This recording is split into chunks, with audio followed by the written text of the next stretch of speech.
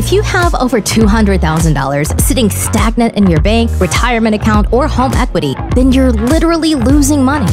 On this show, you learn how to get that money working for you consistently and conservatively. Learn to grow your nest egg with your host, Shawn Winslow. Let's dive in.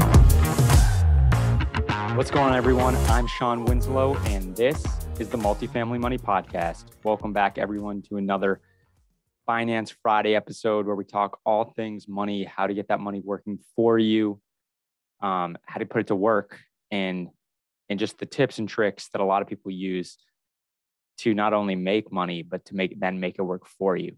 Because at the end of the day, it's not what you make, but what you keep. So every Friday, for those that are new listeners, this is where we dive into techniques, tips, tricks on how to get that money working for you. Because then in turn, it's like that, rocket fuel to the growth of your wealth. Once you make money, then you put it to work and then get it to work for you. When you're sleeping, that's when everything really kind of snowballs.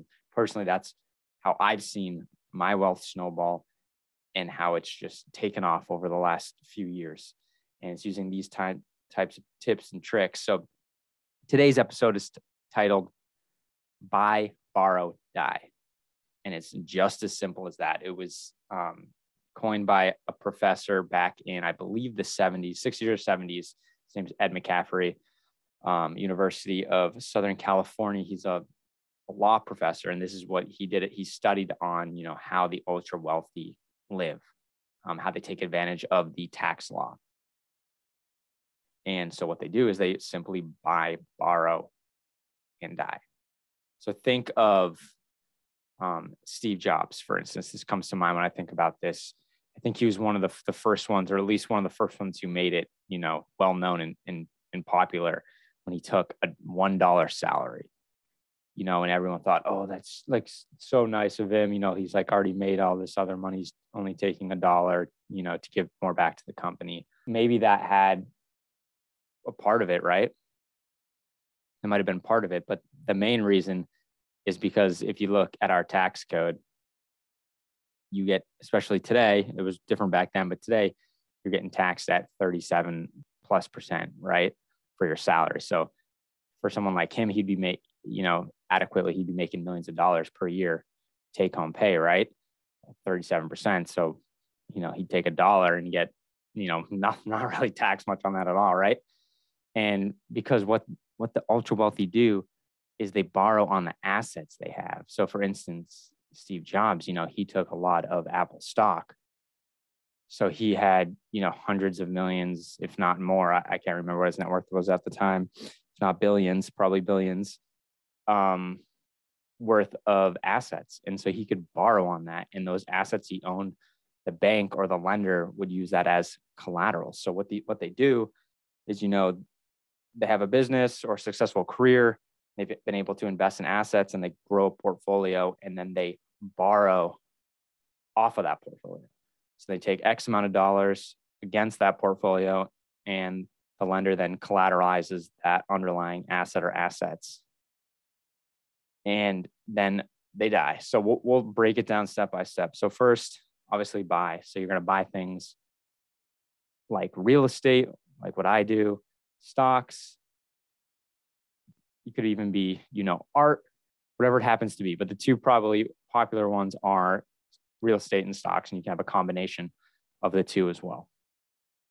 And we've really seen this get popular over the years because, for instance, Morgan Stanley, they have clients, and this is as of, I believe, last year, they had about $68.1 billion in worth of securities-based and other non-mortgage loans outstanding, which simply means just loans that are collateralized against, securities and other assets. And Bank of America, and actually before we back up, that number actually doubled from 5 years earlier.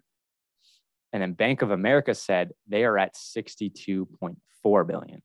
So you can really tell this is a popular thing, and it's been all these banks, it's been growing.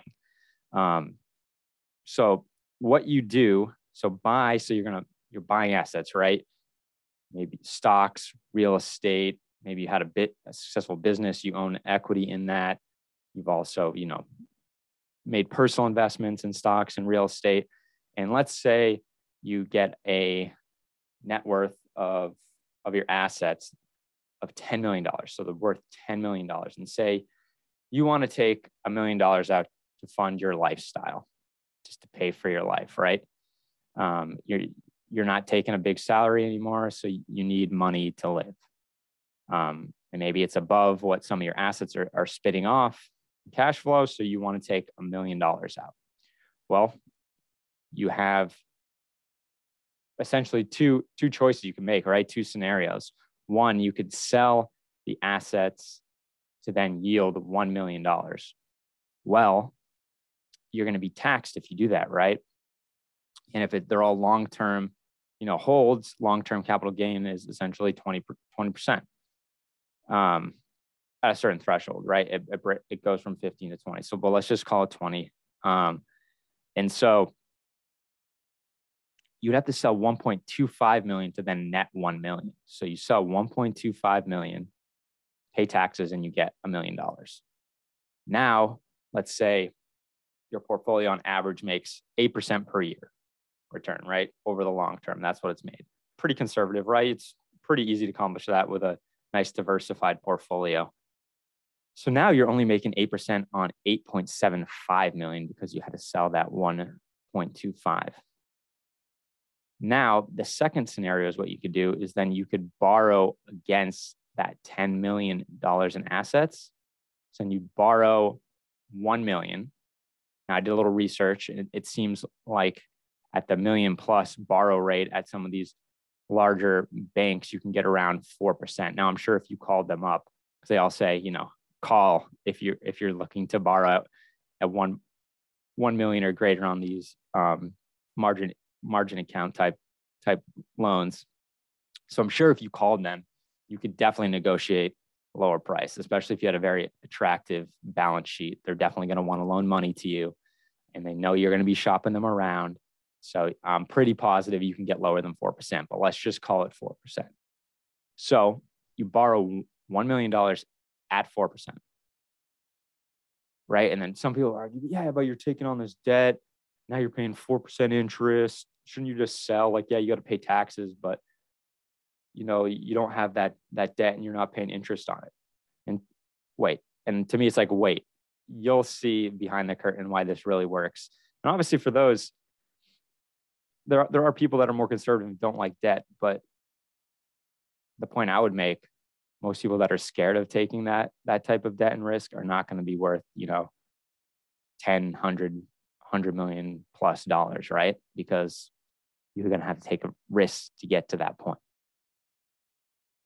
So you borrow $1 million at 4%. And so your portfolio makes an average annual return of 8%. And so now you've taken 1 million out, borrowed 1 million, your portfolio is still worth 10 because you still own all the assets. The assets are just collateral now. So if anything ever happened, they could go after the assets to pay off that $1 million or whatever the outstanding loan balance is. So you have $10 million. Look at it this way, right? So you pay 4% on $1 million. So you make 8% on 9 million, right? And then you're making 4% on $1 million because it's net, right? So you're paying 4% interest on $1 million, but that $1 million is you still own those assets that are tied to that $1 million. So you're making 8% on those assets. So net, 8 minus 4 is 4. So let's look at it this way. You sell those 1.25 million assets to net 1 million. Now you have 8.75 million that you're making 8% on.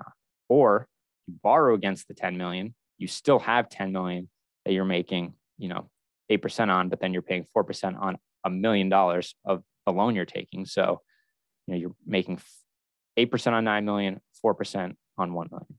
I think I know what we'd all choose. And as long as you're not, leveraging to the gills, right? You should never worry about not, them coming after your assets, because if you're still making average annual return of 8%, the numbers still work, and the banks are going to make sure the numbers still work. They're not just going to loan you because you have a $10 million net worth, $100 million net worth, right? They still want the numbers to work. So these numbers are going to work. So essentially, that spread you're making is going to, it pays for that interest, right? So this is how they do it. So they fund the lifestyle with that $1 million loan. They're making an average of 8% per year, and they're paying 4%. There's that spread. So it's covering itself. And the thing about our tax code is that's tax-free. When you take a loan, it's tax-free, right? So you're not getting paid tax. So instead of paying yourself $1 million salary and getting taxed, or selling the assets, $1 million worth of assets and getting taxed, you're taking a loan and it's tax-free. So you're getting the whole entire $1 million. But what's even better is you're still making money off of the assets in your portfolio because you're not selling. They're still there. And I've mentioned insurance products. People do this with insurance products as well, because they work similar, but this is just an easy way to do it off of your assets. And also what gets even better is margin interest is a tax deductible. This is like essentially free money.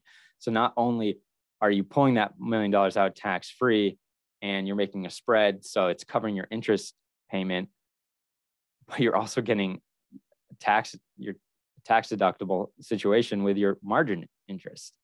So it's a win-win-win. And then the final step in this is die, right? Buy, borrow, die. Well, what happens when you die? Well, I think most of us know there's something called step-up basis.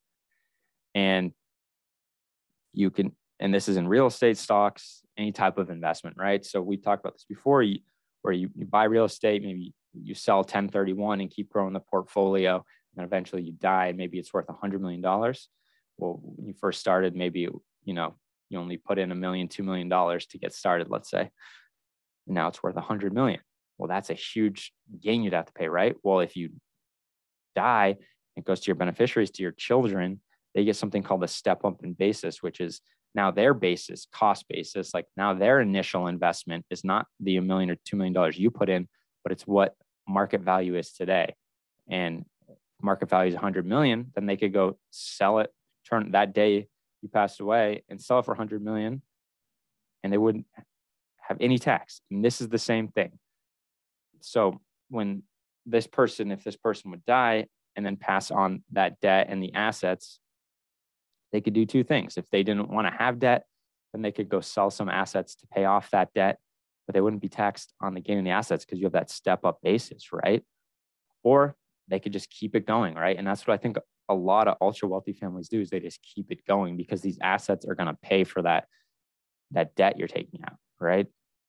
This is just a super powerful way to really grow wealth. This is not sketchy. This is not illegal. This is within the tax code. And it's why we've seen in recent political talk about politicians bringing up something called taxing unrealized gains. And that's why they're trying to do it, because they're trying to tax these ultra wealthy that just essentially never sell anything because they just take debt off their assets and live off the debt. So they want to tax those unrealized gains. So if you had, $10 million portfolio now, and maybe the gain, your gain on that was, 8 million, 9 million, they want to tax that even though you haven't sold, which we're not going to get into that discussion, but I think what I think about that. But the point is that's why we've seen those conversations, because this is what the ultra wealthy do. They look at debt completely different than the average person. This is a tool for them to keep more of their wealth, build more wealth, not pay taxes, and pass on their assets to their children, the next generation. And then they continued on. But one thing I want to bring up about taxes too is, I talk about all these great strategies, especially in real estate, how you can like defer taxes, not necessarily pay taxes. But I want to make a big point, because I feel like, a lot of people perpetuate this because, yeah, it's a great tool that real estate offers to help grow wealth. And that's one of the reasons I love it. But I think one thing that is not brought up enough is that it's not that we don't pay any taxes, right? Yeah, maybe personally we're not paying taxes, but our real estate pays taxes to the local communities, the local state, county, town, what happens to be, pay a lot of taxes. Like this year, I will pay over 100,000. I don't have the number in front of me, but it'll be like hundreds of thousands of dollars in real estate tax that my properties will pay. And to me, that goes a lot further than just paying some federal tax where you don't really know where this money is going. Well, there's a lot of red tape out of there, a lot of people's pockets getting greased and lobbyists and all this stuff and paying private jets for congressmen and women. You just don't know where your money's going, right? So I'm more inclined to want to pay at a more local level where you kind of know. I'm sure there's still some not so great stuff going on, but by and large, more where the money's going and how it's being used in these local communities, and it's actually going directly to the people more often than on a federal level. So I'm more inclined and happy that as a real estate investor, we're paying a bunch of taxes to the local municipalities, and it's helping them grow, doing great stuff for the community, helping those in need that need the help. So I think I just wanted to bring that up because I think that's something a lot of people overlook and don't state. They always talk about the great tax advantages to the investor in real estate, which obviously I do too, and it's amazing. And again, it's one of the reasons why I love real estate.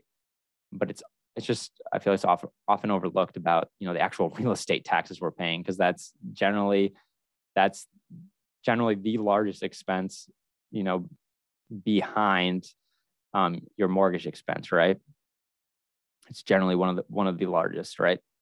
So I just wanted to bring that up because, I think we get a bad rap sometimes, that we taunt that we don't pay tax, but our properties do pay a lot of tax. And let me tell you, they do, because I'm recording this in January, and last month, December was, one of the months where you pay taxes. And I saw, it's a big outflow coming out of your properties to pay taxes. But yeah, so back to the topic, buy, borrow, die. This is a powerful strategy in how the wealthy grow their wealth over a long period of time and continue to grow it and pass it on. Buy, borrow tax-free, die, rinse, repeat. So I hope this added some value. I think this is a great way to grow wealth, right? And you keep more, and then often in the long run, they also create foundations and charities. They use some of this money to give back to causes that they know the money's going directly to the cause and not essentially, around and through into other people's pockets, right? So I think you got to look at it that way. And it's a great way to grow wealth.